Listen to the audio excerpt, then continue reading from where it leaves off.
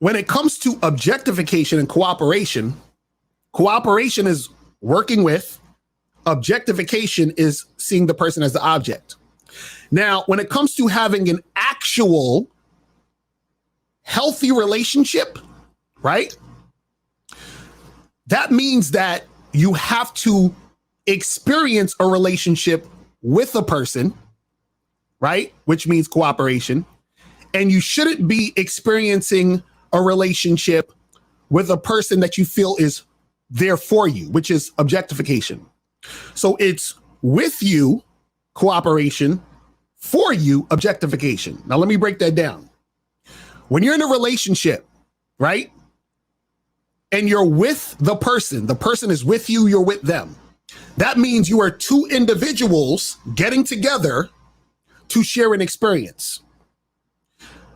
When you're in a relationship that's objectification, you are looking at the person you're with as they're there for you, which means that you see yourself as an individual, but you see the person you're with as your object.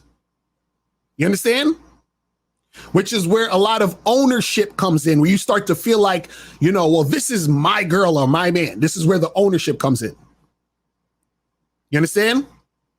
So what happens is that when you're in a relationship and you two are with each other, you are two individuals, right?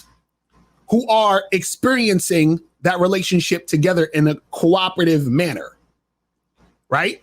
When you're dealing with a person and you feel like that person is there for you, that means you look at yourself as the individual and the other person is there for you, which means they are there as an object for you to use. Do you see what I'm saying? So what happens is that people don't even realize that they're objectifying the person they're with, right? So you got to understand how this works out. And I'm gonna break it down and I'm gonna prove to you that most people are actually in relationships where they're objectifying the person they're with and they don't even realize it. You understand? And this is going to tie into this whole situation about the wife wanting to sleep with the ex and the husband feeling a certain type of way, right? So what happens is this. When you are having a relationship where you see yourself as an individual, you see your other person as an individual, and y'all are cooperating, you're working with, what happens is that you don't forget that even though you guys are in a relationship, you are also still individuals. I'm gonna say that again.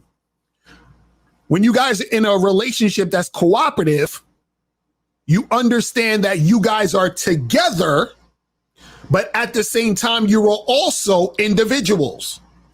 When you're in a relationship where it's objectification, where you feel like the person is there for you, you see yourself and the person in a relationship together, but you only see yourself as the individual and the person as the object, right? And so what happens is that when it comes to you seeing that person as the object, you forget the other person that you're with is an individual. So when that person has an individual thought, feeling, or desire, right? You're like, how dare my object, the object of my affection, how dare this person that I own who's mine, how dare they feel anything, say anything, or want anything that makes me feel upset? How dare they? How dare they express a desire from their individuality that's going to make me feel some type of way because I'm in my ego? Do you see what I'm saying?